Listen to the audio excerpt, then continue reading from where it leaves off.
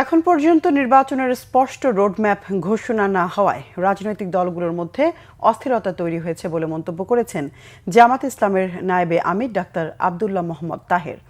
আর ঐকমত্য কমিশনের সহসভাপতি ডক্টর আলী রিয়াজ বলেছেন, আগামী 2-1 দিনের মধ্যে রাজনৈতিক দলগুলোর সাথে প্রথম পর্যায়ের আলোচনা শেষ করে দ্বিতীয় পর্যায়ের আলোচনা শুরু করবে কমিশন।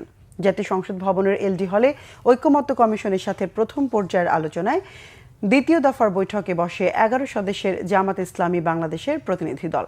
এ সময় দলটির নায়েবে আমির ডাক্তার আব্দুল্লাহ মোহাম্মদ তাহের শুভেচ্ছা বক্তব্যে অভিযোগ করেন, নির্বাচনের আগেই তার দলের লোকদের ওপর হামলা হচ্ছে, তাই নির্বাচন যত দেরি হবে পরিস্থিতি ততই খারাপ হবে।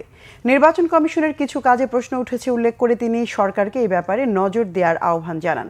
লেভেল প্লেইং ফিল্ড নিশ্চিতে সরকারকে অবশ্যই নিরপেক্ষ থাকতে হবে বলেও মন্তব্য করেন জামাতের নায়েবে আমির।